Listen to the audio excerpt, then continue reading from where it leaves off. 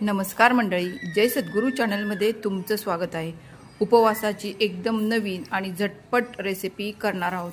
साबुदाणा triangle. यासाठी साबुदाणा भिजवायची गरज नाही। चला तर मग आपण रेसिपीला सुरुवात करूया।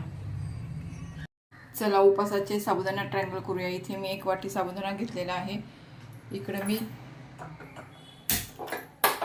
कढई ठेवलेली आहे गॅसवर। आता ते साबुदाणा आहे तो भाजून घेणार आहे।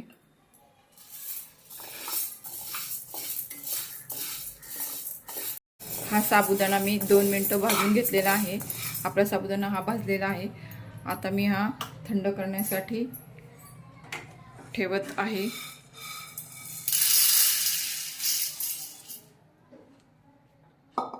आपला साबुदाणा हा गार झालेला आहे। आपण हा मिक्सरच्या भांड्यात टाकून बारीक करून घेऊया।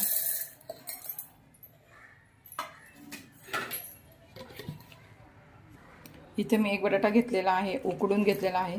त्याच्यात आपण साल काढून घेऊया। आपण हा बटाटा आता किसून घेऊया।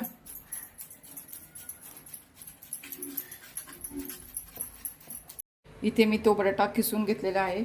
आता हे साबुदाण्याचं पीठ आहे, आपण मिक्सरमधून काढून घेतलेलं, त्यामध्ये आपण लागेल तसे मिक्स करूया। आणि इथे मी बारीक 1 हिरवी मिरची चिरून घेतलेली आहे, ती पण त्यात टाकून घेऊया। आणि इथे मी सैंधव मीठ घेतलेलं आहे, ते चवीनुसार टाकूया।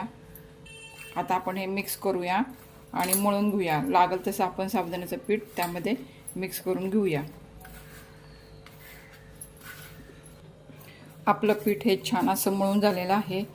मी 1 वाटी साबुदाण्याचं पीठ करून घेतलं होतं, त्यातलं पाऊणच वाटी फक्त लागलेलं आहे। हे पाव वाटी पीठ तसंच राहिलेलं आहे।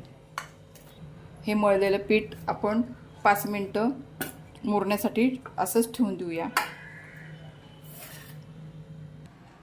आपलं पीठ हे मुरलेलं आहे। चला आपण ह्याचा गोल आकार देऊन घेऊया पिठाला। आपले पीठ हे आपण गोल आकारात करून घेतलेले आहे। आपण आता ह्याला ट्रायंगलचा शेप देऊया।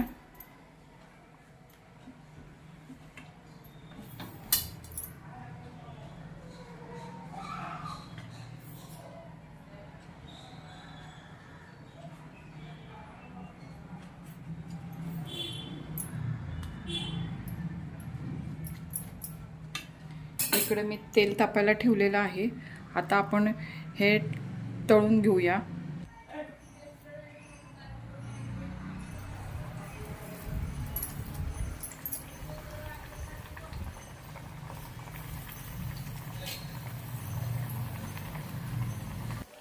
आपली एक साइड ही छान तळून झालेली आहे। आपण ते आता पलटून घेऊया आणि दुसरी साइडही तळून घेऊया।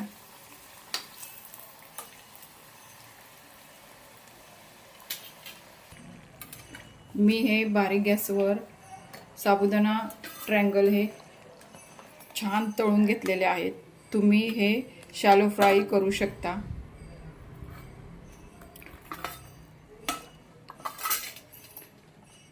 अशा प्रकारे आपण सर्व ट्रँगल तळून घेऊया।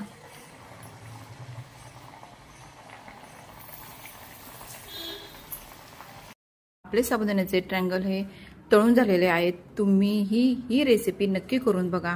आपले साबुदाण्याचे ट्रँगल हे कुरकुरीत आणि छान झालेले आहेत।